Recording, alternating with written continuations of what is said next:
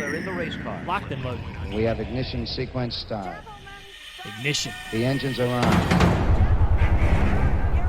Pull them belts tight. Stage is reporting ready for launch. We are transferring to Volume up. Power at this time. It's go time. Power at this time. 15. It's 14, time. 13. Coming up on a go for all the sequence start. It's 10, time for the Dale Jr. Download. 8. Ignition Podcast. sequence start. The TV show. 5. The Dale 4, Jr. Download in We 3, have ignition. 2, 1. 0. All engines running. We have liftoff. Liftoff. We have liftoff. 11:22 a.m. Eastern Standard Time. Hey everybody, it's Dale Earnhardt Jr. back again for another episode of the Dale Jr. Download. Today we have two guests on the show. Jeff Dickerson, owner at Spire. He's going to tell us why they bought the 95 Charter. James Hinchcliffe, big fan favorite in the IndyCar world and motorsports in general, is going to come on the show, tell us about his career, and he's got the Indy 500 coming up. Let's get started. All right, let's bring in the mayor of Hinchtown. And we have a go for auto sequence start. So here he is, James Hinchcliffe. From a year ago, nearly losing his life in a savage crash here. T-minus 17 seconds and counting. Lap 2 was even faster yet for Hinch. Let's see what lap 3 looks like as he takes the white flag. 1 lap to go. Jackie, now it is time for a familiar cry to fill the Indiana air. 2, 1, boost to ignition, and liftoff. It's Hinchcliffe. Gentlemen, start your engine. All right. Yellow Hinch. The Red Sox are trying to make it 3 in a row. Oh, look at that. Hi again, everybody, and welcome. I'm Boyd Kuiper, and it's another great night like a for different baseball. Zoom Partner, layout than I'm used are you to. ready for this one? Nice. I sure am, Kai. I mean, This is going to you be got a the hair great perfectly matchup. coiffed, so Starting we're good to on go. the hill for the home team, Oh, you Matt mean, man. Clement. I just got the Indy low Tonight's drag American cut League game yesterday. features the Tampa Bay Devil Rays and the Getting ready Boston for Red qualifying. Sox. Here's the game's Hey, James. first batter, Dale Jr., Carl what's up, buddy? Crawford. How much, man? How you There doing? are Man, it's great to have you on the absolutely show. no holes in this guy's With swing. me is my Great to be here. thanks, man. With me is my co-host Mike Davis. How's it going, Mike? These guys have been working the game. The What they've done. We'll work with the teams. two charter. I'm dating means its shape over time. They're see you soon. Take care, man. All right, and, we'll see you in a bit, guys. Thank you. Leafs suck. See ya. Oh, Look at that. love blow, man. I'm still in mourning. All right, see you guys. Thanks again. Last week we explained how T-shirts have problems we at the Dale Jr. Download want to solve. We got some feedback from our That friend pitch Marty Smith, signals who the really start of the liked to have game. you listen to The us. weather at the ballpark is around 80 Shrinkage, degrees, and that Baking should it, make the fans color very fade, happy. Parachute fit. Clement wrinkles. throws it over for a strike. It's 1-1. He throws a four-seamer and mixes stretching. hitters up with an average sinker Those are some and of the the slur. problems. Just name a few. So Marty, you could take our word for it. Don't settle for basic keys. Try cuts. Besides, every classic deserves Look at this. He struck him out. cuts. Well, you talk about making Clothing a good pitch. Right has there, he was completely really changed backed the up game. against the wall, and then he digs It's deep, about makes fit, great fabric, pitches, and gets the function. The only strikeout. shirt worth wearing. It's Up athletic, next, tailored, Aubrey Huff. looking fit. Is This perfect batter's for been work. known to go on a date, streaks versus and right-handed everything in pitching. between. So I remember this read, and this was about the part where you started comparing it to yeast rolls, but we'll get to that in a second. Work, date, and everything in between. So that's to assume that work and dating is basically the two pinnacles of life. yes. And then everything in between is just what you do to fill the time before you go to work or a date. No balls right? and one strike. Yeah. All right. Pitcher nailed the corner. And you got a of little bit to do it. right on A target. cuts shirt is pre-shrunk. They already shrink it down, Fouls this so one it's back. not going to shrink anymore. I don't know how to do that, but wrinkle-free. It's wrinkle-free. You can't wrinkle it. How is that possible? I don't know, but give me some It more, retains its shape over time. It's a good hard Their custom sinker right there, engineering, trying to make a Peak batter fish for Pro fabric, can only be described as buttery And soft. he got him. This is the part where you start Here's the comparing. lineup We're not We'll used to send it. out. We won't do it today. Why not? You get to go online and shop by cut. Their site is so simple and easy. Go choose your collar, Crew, V-neck, or Henley, whatever the heck that is. Choose your cut. Elongated, in case you got a long torso, Mike. I guess so. Split hem, whatever that is. Or the, I guess, hem is split at the bottom. That's what split hem. I don't really like those. Thank you, Captain. Or the classic curve hem. I don't know what that is. I guess that's what I'm wearing. The hem that's curved. Command with that pitch. Strike right on the edge of the They got the mix of long sleeve, short sleeve, collars, cuts, and colors that have you ready for any situation between dating and work. They refer to the Steve Jobs advantage, meaning stop spending so much time and energy picking out clothes in the morning. Throw on the cut shirts and pants and get on with your day. You'll be ready for anything. Oh, I know what that means.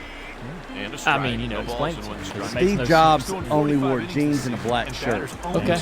And so he just said, I don't want to spend time picking out what I'm wearing. Every day was a black shirt and jeans. I believe that's what they're referring to. Okay. A 3-pitch strikeout. That's why Cuts is the only shirt worth wearing. Loved by your favorite athletes, entrepreneurs, and even podcast hosts. It seems like everyone is wearing Cuts these days. Get 15% off your first order by going to cutsclothing.com/Dale Jr. That's cutsclothing.com/Dale Jr. for 15% off. The only shirt worth wearing. That's strike one. This guy's a stud. All right, guys, we got Jeff Dickerson on here. Let's bring him in. There he is. They checked out at first. Got his earbuds in. Look at this. It's like welcome. Yeah, it's 2020. There you go. Hi, folks. We got Jeff Dickerson here on the line. Jeff, I've known you for a while. Spire was an agency, or is an agency, right, that represents drivers. Is that how it started? So we started, we had this weird concept. We were not just going to represent drivers at Spire, right? Because, you know, when we first started, this was probably in 2009 or 10, right? It was after that first economic kind of drop. So we kind of had this crazy scheme where it was, you can represent all the drivers in the world, but if there's no teams, right, for them to drive for, then who are they going to drive for, right? So we started working with teams and sponsors, and we figured that if we brought those sponsors to teams, well, the first time if they needed a driver, they would call us, right? So that was our idea. Well, man, we'll work with the teams, we'll work with the sponsors, and we'll work with the drivers, and we'll just see if it works, and somehow it worked, right? And so, you know, at Spire, I think it's always sexy to talk about the drivers and their, you know, contracts and stuff like that. But it was, you know, the drivers were probably only 10 or 15% of the business. It was bringing sponsors and working with teams. And then you know, just recently you bought the 77 Charter from Furniture Row in 2018. So what makes you guys go, okay, we got the sponsors and the drivers deal, so we can take that package to teams. Now I want to own a team. Why would you guys want to buy that Charter? So that's a great question too. We didn't at first, right? So we worked, you know, one of the teams we worked with was Furniture Row. We drove a lot of the sponsorships that they had. We drove, you know, to them. And so what we really wanted to do was sell that Charter for them, right? And it would have been a lot less. We would have made probably a lot more money, and we would have, you know, just gone about our merry way. But Barney was talking to my partner TJ in Vegas, and he said, well, why don't you guys do it? And we're like, yeah, we don't, you know, what is that, you know, how the heck are we going to do that, right? And so, but that's essentially how it, you know, how it started. And so, and it all happened super fast. It all happened about in a week in October of 2018. And, you know, we had to pull a lot of things together in a short period of time, but it essentially put us to where we are today. So you didn't want to own the Charter. Now he says, why don't you own the Charter? We'll sell it to you. At some point, you guys had to go, okay, so this is going to work out for us. What happened? So it was, you know, and Mike, it's hard to say it, right? So it's like, you know, we obviously Gen 7 or Next Gen as it's called now. Gen 7 was being whispered about then, right, and being talked about then for 2020. The new car. And so, and the new car. And so what we were like, it's like, okay, well, we could we can try to bridge this or do this, because again, we had to do something super fast, right? And and in some ways, we had to find somebody that was, just as crazy as us, to do it, right? And so that's where we, when we ended up over at Premium and with Jay, but the bet was always on Gen 7. Jay Robinson. Jay Robinson, yeah. So the bet was always on Gen 7. That was I had kind of, coming from the IndyCar stuff myself, and still having clients like you just had one of ours on, I think, before me, right? Is we see how that model works. So working really close with Chip. Now I'm not saying let's make NASCAR IndyCar, but there are components of IndyCar that we could probably learn from over here, and we're kind of hoping that Gen 7 is it. And so, we've been building teams, right? So when we talk about teams, Junior, and working with teams, there's guys that we helped get for your 88 team, right? Because we work with Mr. H, right? So we've been building teams for a long time. And so our thought was, as the industry maybe contracts a little bit and Gen 7 comes on and there's people, well, okay, we've been building teams for others. Maybe this is something we can just do for ourselves, right? So it was more about controlling our own destiny. And just to make one other point, when we talk about the agency business, the agency business can be fickle, right? We're always one no away from, being hurt, right? There's, drivers have, family and wives and girlfriends, and everybody can do their job better than, or your job better than you, right? And so, you never know what you're going to wake up to in the morning. And so this was just a matter, and when we talk about the other properties that we have, it's about controlling our own destiny, and we believe in this ownership model. All right, the rumor out there is that you guys are buying the 95 Charter. Is that true? I am here to announce to you, we have bought the 95 Charter. What is it? What happens when you go into buying? Like, are you bidding on this? Are there other people interested in buying it? Do you have to outbid everyone? Do you have to present some sort of plan for the company going forward?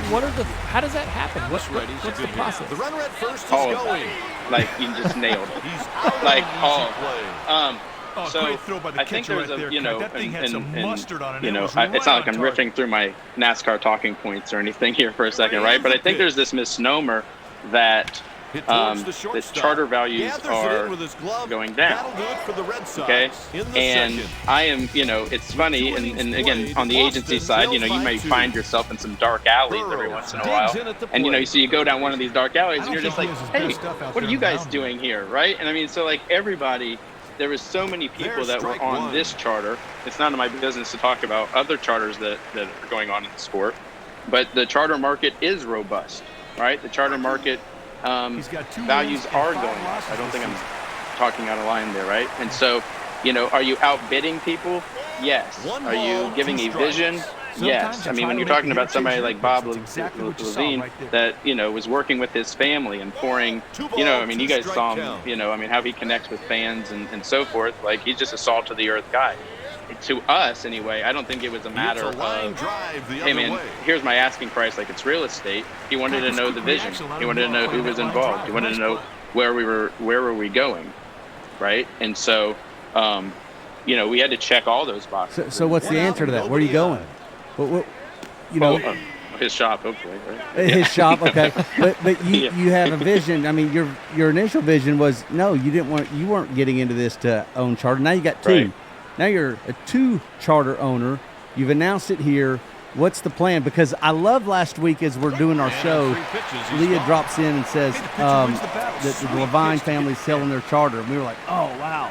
And then 5 minutes later, she reads an Adam Stern tweet, says, it looks like that Spire is going to buy it. And we just looked at each other and we were like, what does this mean? Yeah. What is Spire doing? What is Spire doing?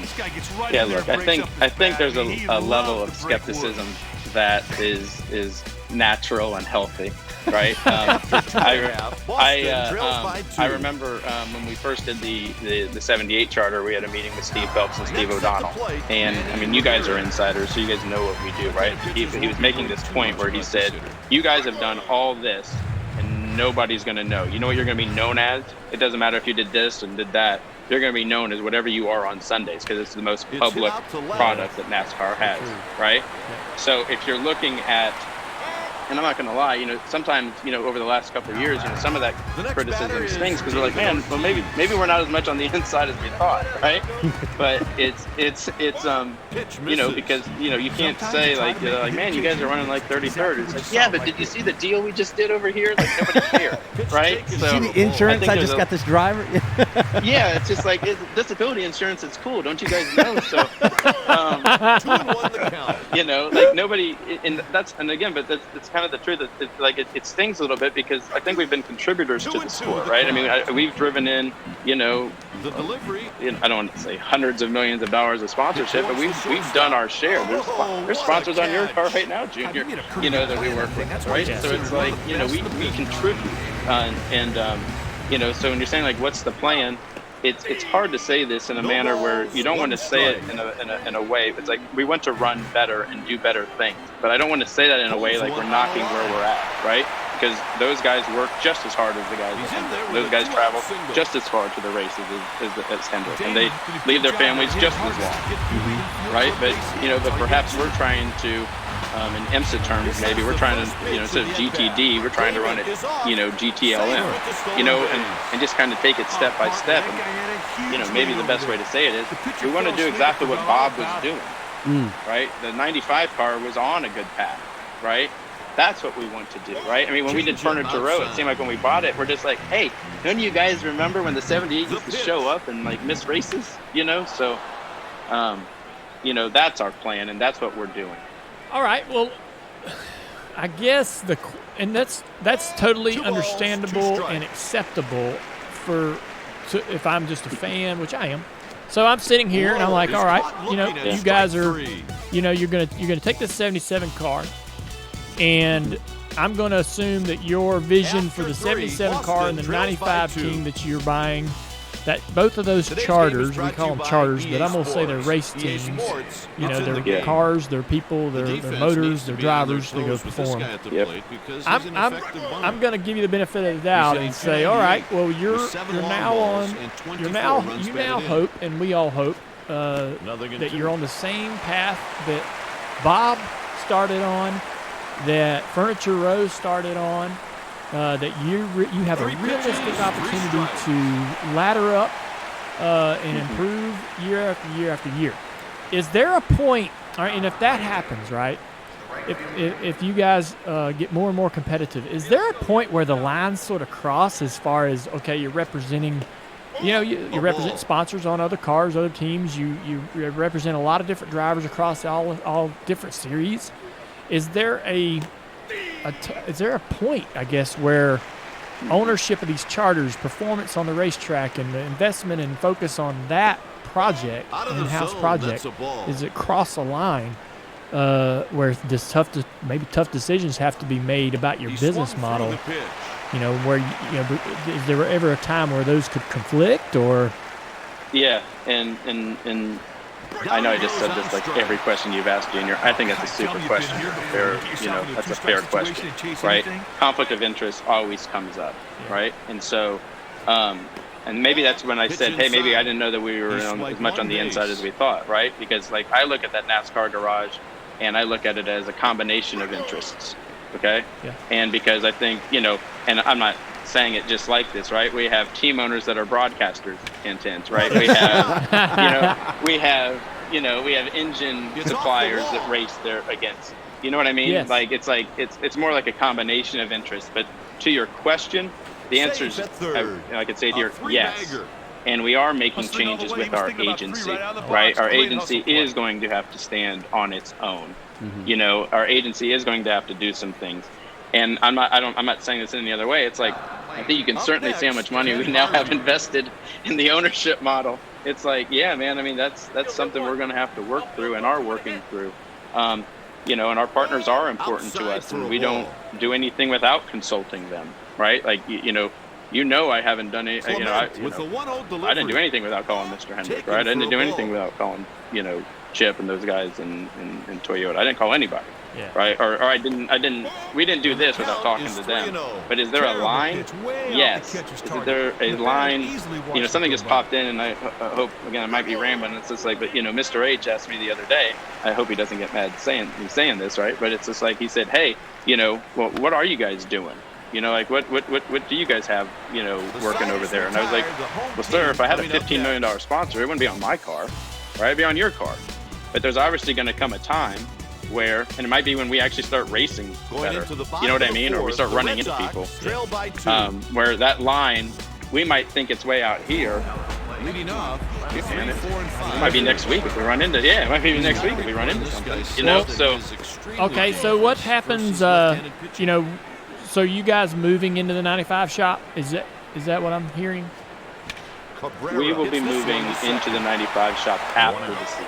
And then hold on, we'll take control of the place after the season.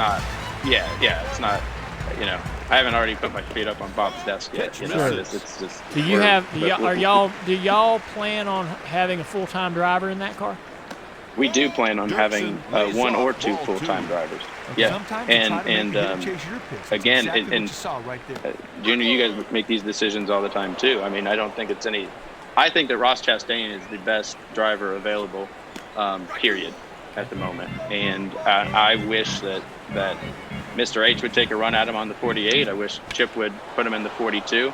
And as an agency guy, I'm just like, man, I wish that guy would do that. As a team owner, I'm just like, well, if these guys aren't smart enough to put them in those cars, I hope we get them.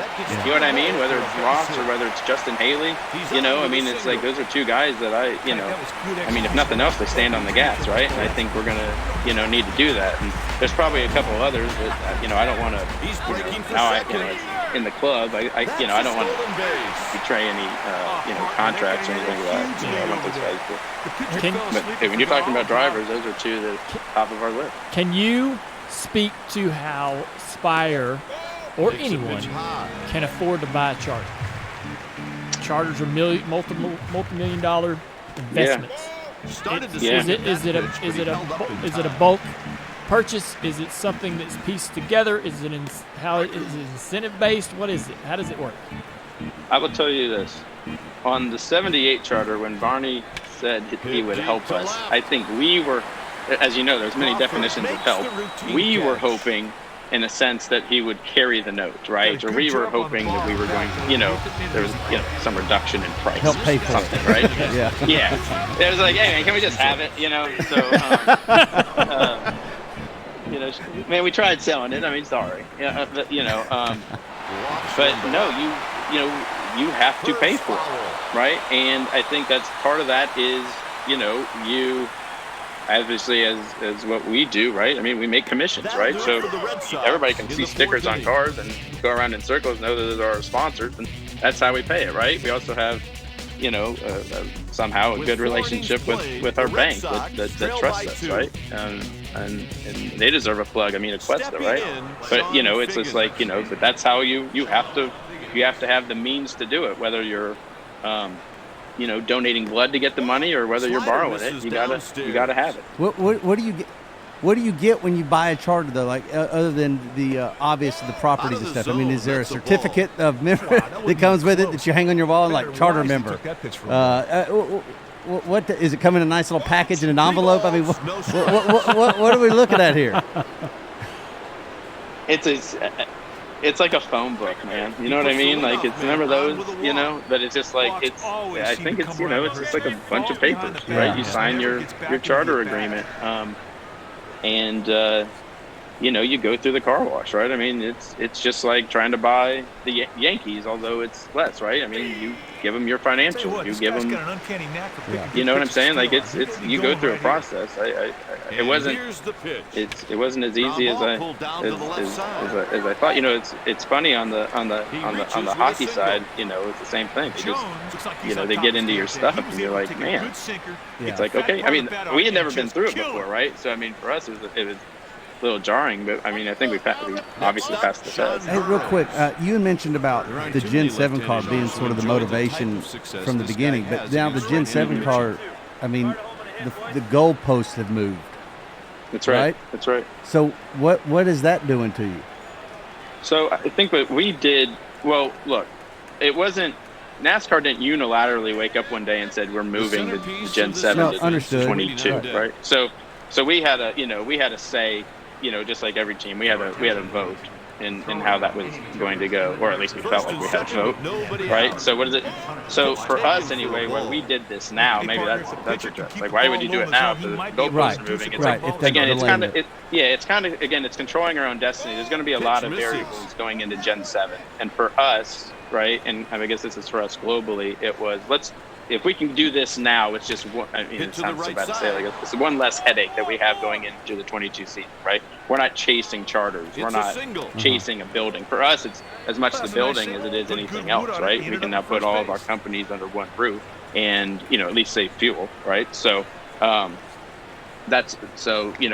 yeah, it moves, and I think next year, it's a bridge year. I mean, look, we got to buy cars. Right, like we gotta go run a race team next year. I don't think the fans are gonna care that Gen 7s and 22 or not. We have to be on the track, so we have to essentially buy cars twice. You know what I mean? But we want to have our people in place. We want to have a notebook full of information. And let's face it, we're going to screw up, and we're going to screw up a lot. So perhaps next year is just the best year to just get it out of the way.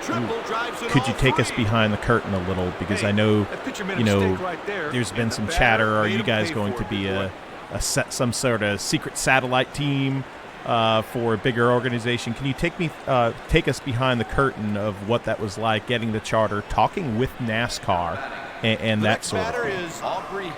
So you guys just heard the tone. I think it was Junior that asked, essentially, like, what the hell were you guys doing, right? I mean, that's essentially the question, right? Like, what was that? And so imagine us walking into Steve Phelps and Steve O'Donnell, and imagine their tone, because they had just seen us like this, right? As everybody else in the industry had. They just, they're agents, right? And they bring, whether it's drivers or sponsors or whatever. I think everybody had an idea what we did, but they're just like, what the hell are these two? What are they up to? What are they up to? So essentially what in that meeting with Phelps is when he said, the first thing he wanted to know is that because of our relationship with Mr. H, that we were not going to be the fifth Hendrick team, right? And because just like I think you asked, like, how do you guys have the means? I mean, of course they know us, right? But they're just like, how are these guys getting the money? Certainly, Mr. H, somebody is bankrolling this thing, right? And so that was the first part. They just wanted to make sure that we weren't the fifth JGR team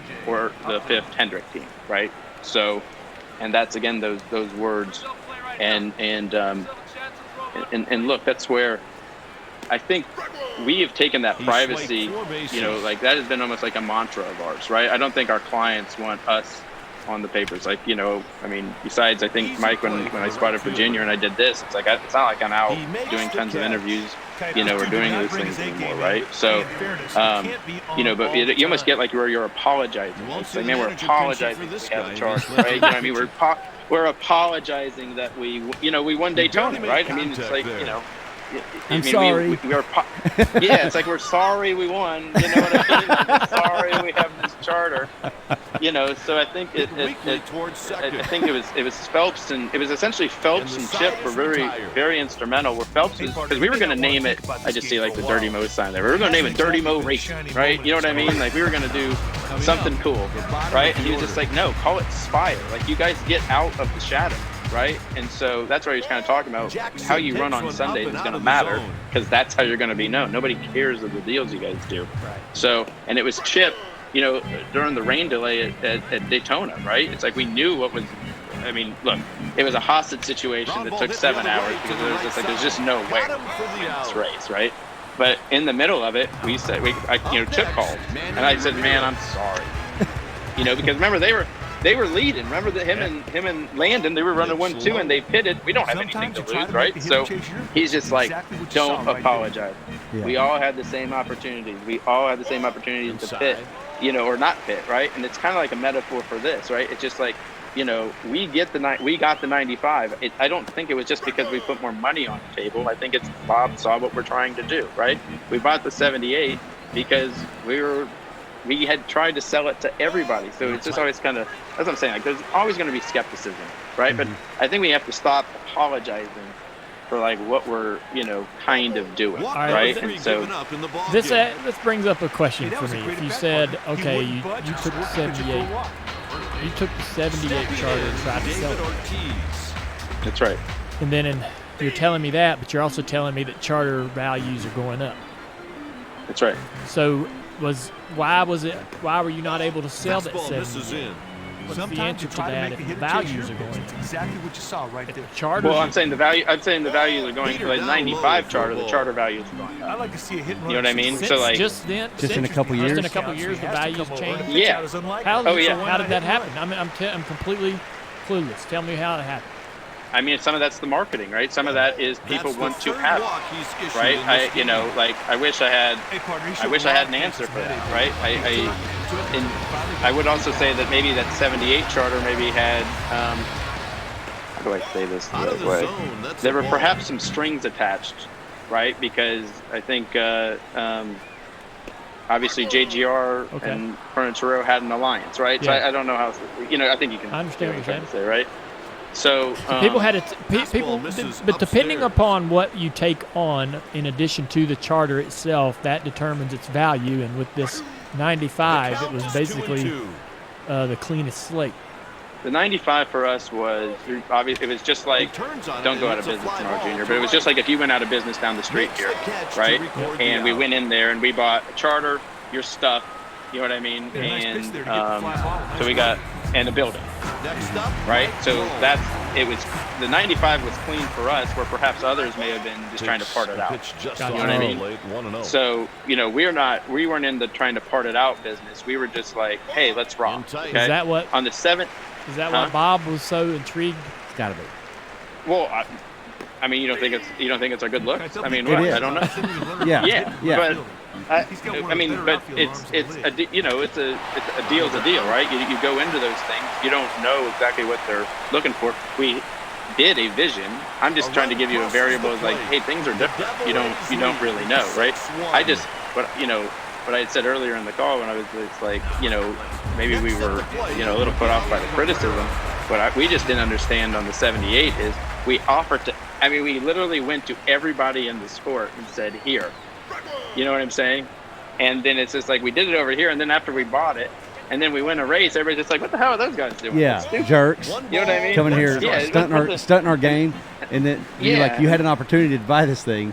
We were the ones trying to sell it. And it was beachfront property. Remember, it was I don't think I'm talking out of school here, right? It was the number 2 or number 3 charter in the sport, right? So we tried, but I am telling, it is absolutely true that from the fall of 18 to the moment I'm talking to you, charter values are increasing, right? Like there is a real market for these. And there are several groups trying to obtain them, both inside the sport and outside the sport. I'm saying that unequivocally. That's true. Is it Spire's interest to ever sell this charter? What's more interesting to you, I guess, personally? Is it building this team up and winning a championship, or having victories, celebrating in success, or is it taking this charter 5 years from now and selling it for twice what it paid for? No, it's the first one, right? Because here's the thing for us, Junior. Again, it's hard to. I know not everybody knows me or anything like that. It's just like we don't come from anything, right? It's not like so. We're building and building and building. So we could sell a charter tomorrow. Right? I mean, you can insert whatever value you want. I don't think I'm allowed to talk about, at least on the record, how much we paid for it, right? But it's like they're going up. But that's not kick your feet up money and you're at the pool all day. Right. You know what I mean? Like it's like I try to think I'm still kind of and TJ, my partner, I couldn't do any of this without. I still think we're young guys, right? So it's like this is our 20 and 30 year plan. Okay, I mean we just don't have the fast forward button where you guys can see like this is what we want to do, right? It's just we want to win races, we want to win championships, we want to do it just how everybody that your role models and our role models. That's how we want to do it, right? We just have to show everybody that's what we're trying to do. But we're not. If we wanted to sell our charter, we could. I mean, right now we'd sell our 77 charter, and we'd make a pretty good clip on what we. You know what I'm saying? But it's just not. That's not what we're trying to do. Got it. I think Has he earned your confidence? I think that's a great way. I'm confident. Thank you. I'm satisfied. You don't have to apologize to us, pal. No. Okay. I'll tell you what. That's a great way to end this conversation. And I want to tell you, you didn't have to come on here. You didn't have to come tell us all that information. It was incredible. And I hope that. I hope that you being able to spell that out to us, I hope it's received the same way across the board for anyone else who hears it. And good luck, man. I think I'll be honest with you, it's a brave undertaking, and you gotta be brave. You gotta be brave and a little bit scared and a little bit crazy. Yeah. Yeah. Look, it means a lot for you guys to say that, and certainly for you to say that, Junior. I mean, like man, we could have just been doing what we were doing, right? We're making, you know what I mean? Like that agency business, it was great. It is great, right? I mean, it's like you're not. I mean, it's fickle, but man, what a life. But like essentially, like you see. I mean, I like to think I got a pretty nice little house and everything. You know what I mean? It's just like we risked everything. We've risked everything in this, and that's when that's where you're just kind of, that's the scary part, right? So it's like when we say, hey man, we believe in it, it's not like we believe in it and then we're just like, it's like we really do believe in it because we put everything aside. Everything's on the line for you. Yeah, like no that's the truth. Well, man, you turned me from a skeptic to a fan. Knowing sort of this background on the backstory on all this, it's got me hoping that this is going to work out. We're trying. When you texted me and I started asking you, I thought you were. I just knew from what you were telling me. I'm like, I called Dale. Honestly, during the race, I felt real bad about that, Dale, while you were broadcasting. I'm like, I think what he's saying we may want to really kind of unpack because it may be interesting. I don't know, how much our fans care about charters and ownership and buying all that, but I knew you would. Oh, yeah. And Jeff, you've been a friend of ours for a long time. So. Well, I think the other thing, too, is I don't know anybody's heard the story this way, right? Exactly. To change sort of the perception of what that 77 car is about and what the 95 becomes. That'll be, if more people hear this, that'll be good. Well, you can help me here where it's just like on that 95, it's like, are we going to run like a 95 that has the 18 cars? No. But if we can go to a time machine like 2 or 3 years back on the 95, that's our step. You know what I mean? Like we're trying to do what Arch is doing. You know what I mean? Like we're trying to run 25th and 20th, right? That's where we're trying to jump up and just be in the race. Yep. So I think that's reasonable. Yes, sir. That's what we're trying to do. Thanks again for coming on. Thanks, you guys. Thank you. Yes, sir. Thank you. See you guys. All right, before we move on with the rest of the show, it is time to get fit. You ready, Dillner? Wait a sec. Whoa. Disclaimer, I only say Dillner because Dillner wrote this and told me to say Dillner. It is not because I look at Dillner and think that he needs to have a fit body. You think of fitness when you look at Dillner. Fitness pizza. I feel like I was just set up. Hey, time for fit body. Hey, Dillner, pay attention to this one. And he's safe at first. All right, carry on. It's time for FitBod, guys. FitBod is a smart fitness app that takes all the guesswork out of planning your workouts. FitBod's algorithm factors in your goals, it factors in your experience level, equipment, workout duration, and muscle recovery to intelligently craft the perfect total body workout program just for you. With each workout, the app learns your abilities and plans workouts designed to maximize your results. And by cycling new exercises into the mix, FitBod keeps your workouts fun and fresh. This app is very interesting. I like the whole concept. It's pretty cool. I know Leah has been using that FitBod. And we're talking about how it's really designed for whoever is using it, not just gym junkies. I am not a gym junkie. All right, everybody, up on their Nobody feet. is right now. Seventh inning stretch. Well, which is why FitBod's so great. I got my workout for today up, and I have a lot of crunches. You already done your workout? No, it's for tonight. I have it set up for the evening, so I've got a half an hour scheduled. this evening, and I've got some crunches, lunges, and push-ups in my future. So if I can't move tomorrow, it's FitBod's fault. I remember when you and I were doing workouts with that trainer, and every time they had lunges, you did not like the lunges. Well, I had a bad toe. Is that what it was? My big toe's messed up. Is it still? Don't know because you haven't done a lunge since. It's got that arthritis in it. Whatever. I don't know. Well, it works pretty good till you start to really push off that. And then there's that. I got that quad injury from way back on the softball. I don't realize. So you just banged up your body pretty good every time. You run hard. Man. That's out number one. And my elbow. Oh, we got a problem with the elbow. Yep. What happened there? I can hardly use it. That's true. Hardly use my whole arm. Elbow just blown out. The right elbow. I think it was from arm wrestling TJ. Now I know it's a lie. No, he's strangely TJ is good at arm wrestling. Yes, he is. Who's good at something? Okay. I don't think you can do it. Tell us to move on. I got a boo-boo. Stepping in 1 for 3. You got a baby. You got a boo-boo? I'm gonna wait. I'm gonna wait and work out tomorrow. Well, FitBod is perfect for anyone who's looking to get better fitness results. Whether your goal is general fitness, I just want to lose some weight. Well, if your goal is general fitness, strength training, muscle tone, bodybuilding, powerlifting, or if you want to become an Olympic gold medalist, FitBod is for you. That's all you need. That's Michael Phelps. What's cool is you don't need equipment and you don't need a gym, right? You just, you can do this at home, if you're at a hotel, wherever. You can do it on the sidewalk. You can do it in a podcast studio.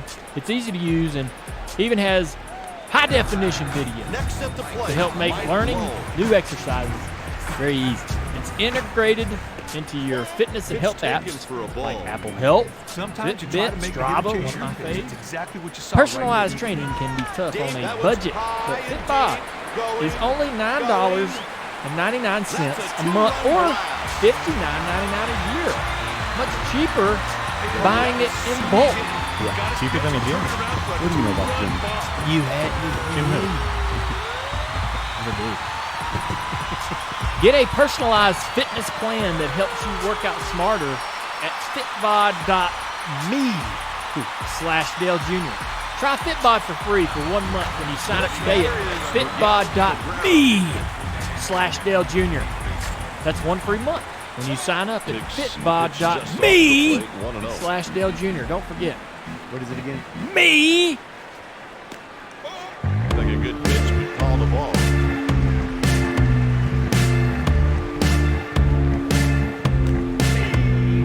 Valvoline is all about originals because they are the original motor oil company. We've talked about the original race, the Chicago Times-Herald race in 1895, the slushy streets of Chicago. I thought that was going to be the name of the race, the Slushy 100. It was crazy, crazy. Valvoline was on board now. Let's talk about a different type of race, but not in the 1800s. I'm talking about this guy next to me, Dale Earnhardt Jr. Hey! Give us the details on your first ever race. All right. My first ever race, I was running a go-kart at Sanford, North Carolina. South Carolina? North Carolina. Sanford, North Carolina. I didn't know nothing. I think I started... Didn't even know what state it's in. Yeah, I didn't. I think it's from where J.D. Duffy might have been from. Is he from that area? Yes, he was from Sanford. Yes. Yeah. What were you saying, Mike? I don't know where I started, and so heat race is happening, right? Go out for a heat race. I don't know where I started. All I know is that I was coming off turn 2, maybe in second place, and I came up on the guy on the outside of me and jumped his tire, and I flipped down the back straightaway. It threw me out of the cart. And so that's in turn 2. The opening for the track for the carts to come on the track is in turn 4.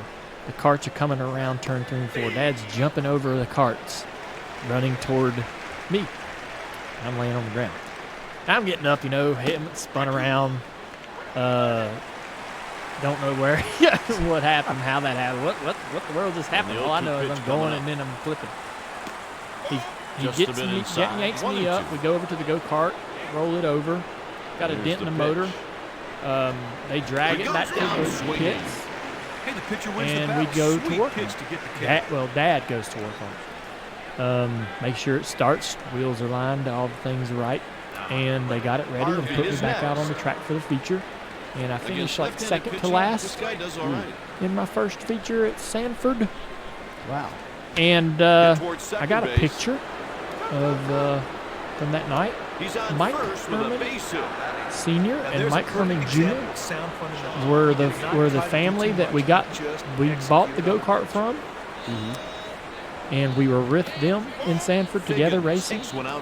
And Dad and Mike Sr. were great friends. Me and Mike Jr., I would go stay at his house and so forth. And we were pals back then. And we both kind of split off in directions to go racing.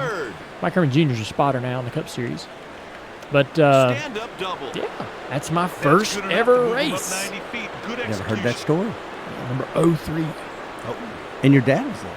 Yeah. I don't recall ever hearing you tell a story about one of your early races where your dad was actually there. That's interesting. Yeah, So he went to that one, and then I raced like maybe 12 more times in the go-kart at Tyro and a couple other places. And he never was those. Yeah. He sent me with like a friend of his would take me, a handler or somebody, Rick Bost or somebody. Yeah. All right, good story. Wow, Stanford. There you go.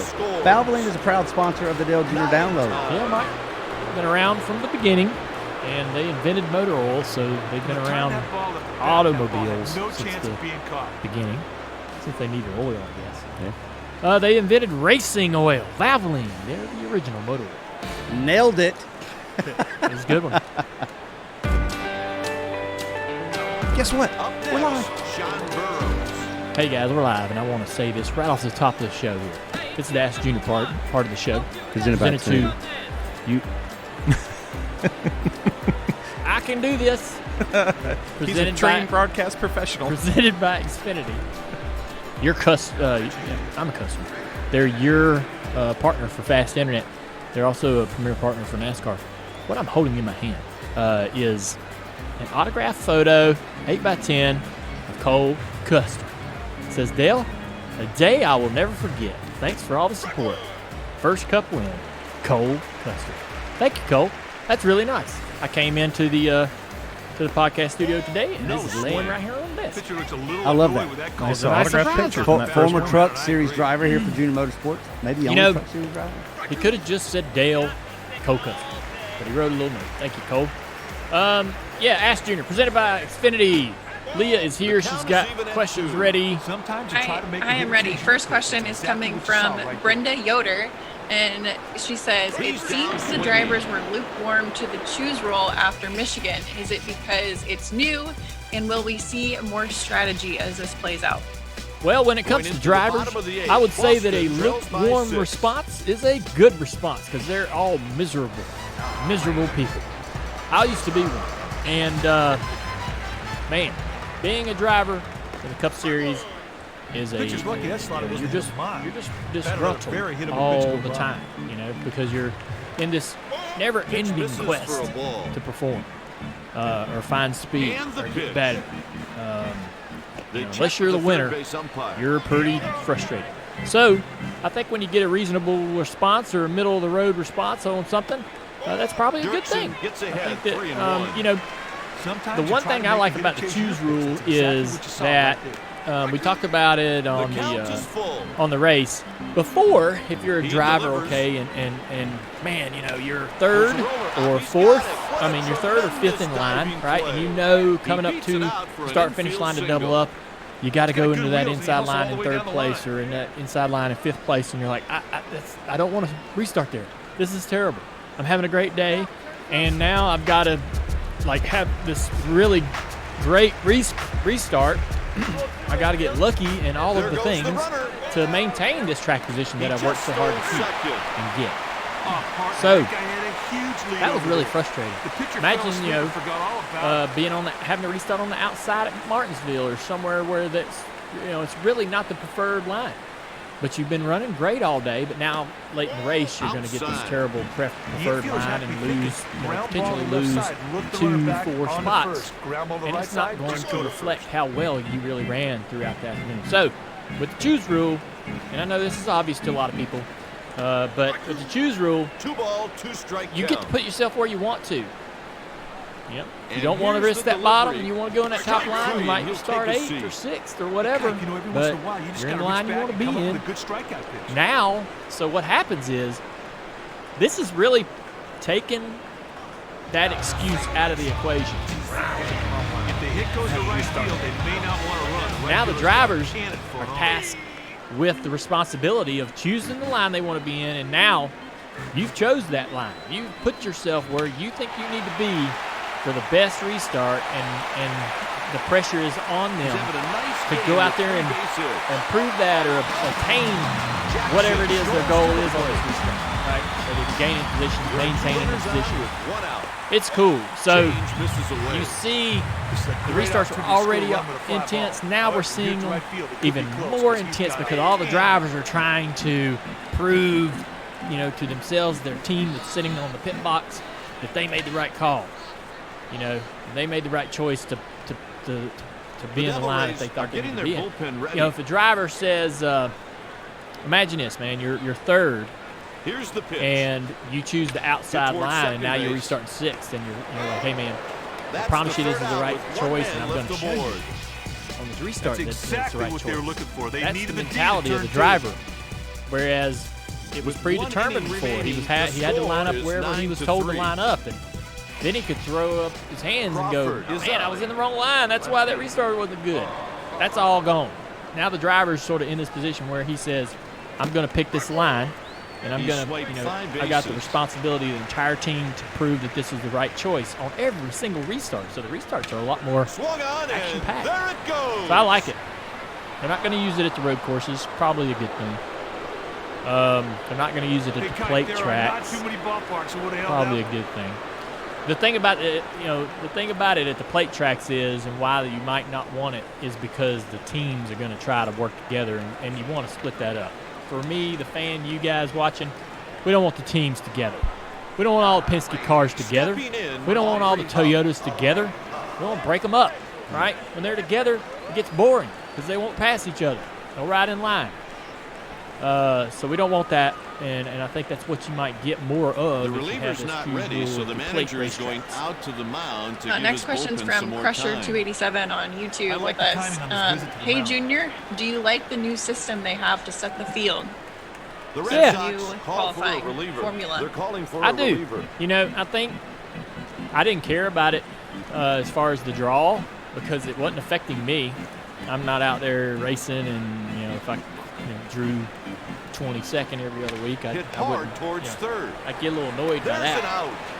out. So I can see where some of the drivers were pretty frustrated with just the chance of it, right? This is not a racing and sports in general isn't a game of just chance.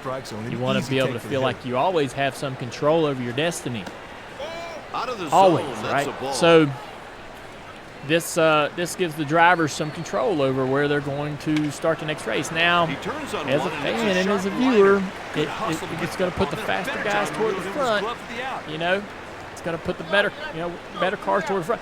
If the double headers, what's kind of fun? One of the fun things about the double headers is they invert the top 20 for the second race.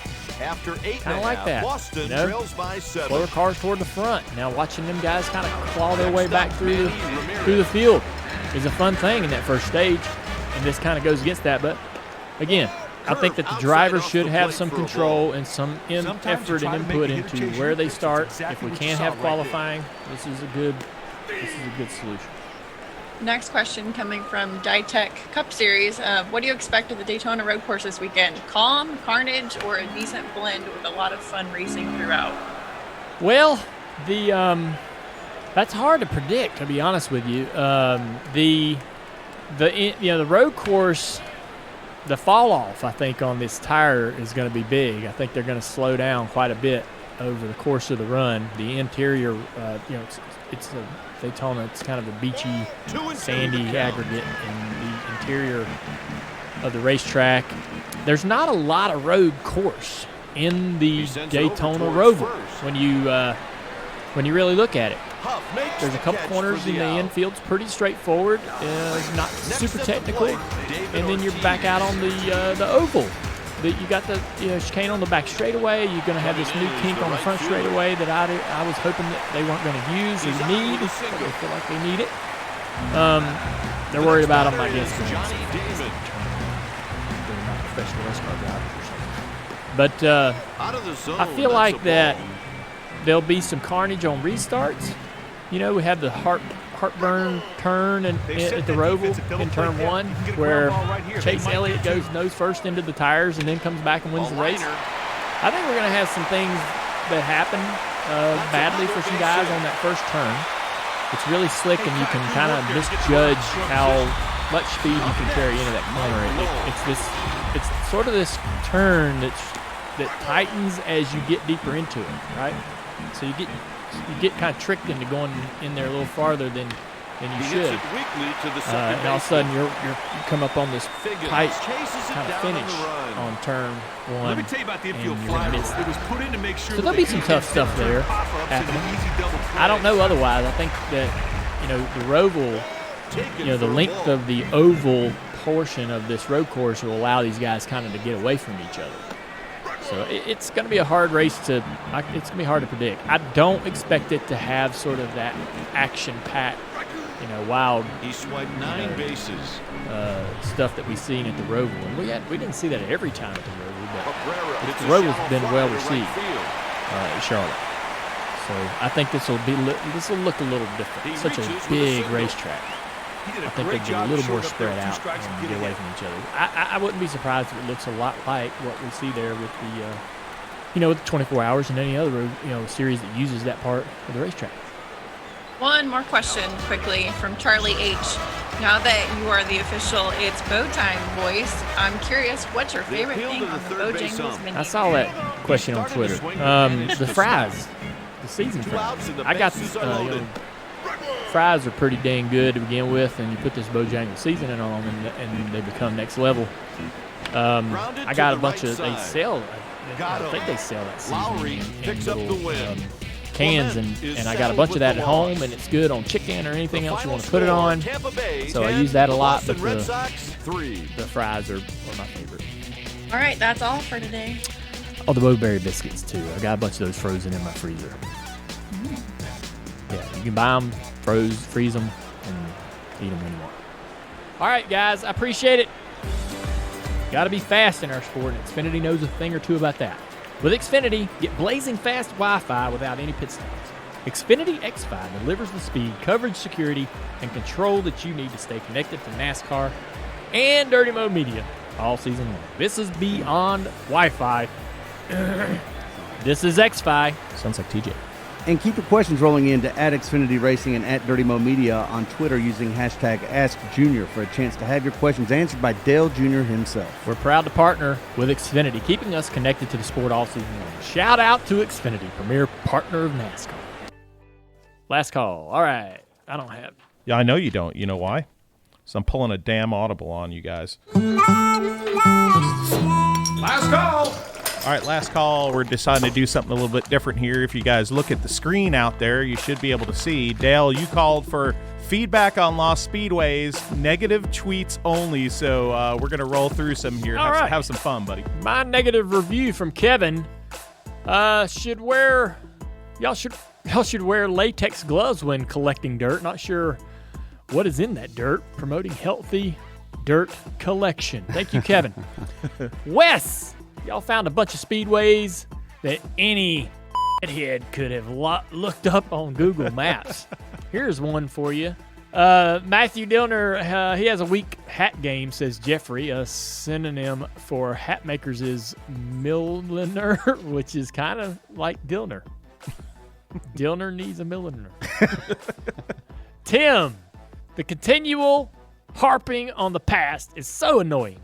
And this feller... Y'all kept calling the king don't look anything like Elvis. I watched all the episodes at least twice so I could be more critical and sarcastic. Thanks, Tim. That was the best one so far. I like it. Patricia, Oh, my God, you actually posted this? Lost Speedway sucks. It is highly inaccurate and boring. Matthew and Dale Jr. couldn't be less entertaining. What a waste of time binging this awful show. Hope there isn't a season 2. Nicholas, like watching paint dry. Lisa says, and another thing that is bugging me is how obvious it is that Dale and Jr. love the history of the sport. So irritating that they spent time trying to get us to love it too. How dare you? Yeah. Caution light says, Lost Speedway sucks so bad I've watched them all 3 times. Clayton, Matthew's saying, come on, when he wants someone to come look at something. So annoying. Mark, Lost Speedway promotes operating illegal underground moonshine steels at old racetracks. Think of the children. Jay Briggs says, I hate that Dale Jr. is wearing the same shirt in the intros every time. That's funny. T-Mag, oh, wow, Lost Speedway is just a bunch of middle-aged guys walking around old, dilapidated tracks. Boring idea, but actually great show, and not enough of the Earnhardt guy on there. My best try at negative feedback. NASCAR Ponderings, I know it's been mentioned, but I really can't be emphasizing enough how terrible the flagman was at Okanichi. It's been mentioned. It's been mentioned now. Justin, negative you ask? Love the podcast every week. Don't love all the promotion for this stupid show. This show is cool, but a little dialing back of the promo might be best. Al says, a few episodes have put me to sleep. It's the best sleep I've ever gotten. Yeah, there you go. TJ says, come on, let's go. And cool. All words to describe my drinking game. I got wasted every episode. I haven't even noticed that Eddie. you say these things. Yeah. That's interesting. Eddie says, disappointed. I couldn't change speed to 50% to hear Drunk Dale like I can for the Dale Jr. download. Oh, that's funny. Have you ever That's done pretty that? good. It's pretty funny. Yeah, we should listen to it. Jay says, maybe next season you could bring on some guests, people that I've actually freaking heard of. Who's this Richard Petty guy? Tom, Matt, with whoever the guest is awkward. Their interactions and forced laughter. Just act genuine, for Christ's sake. Take an acting class, 1 or 2 of them. For the record, I do like Dillner.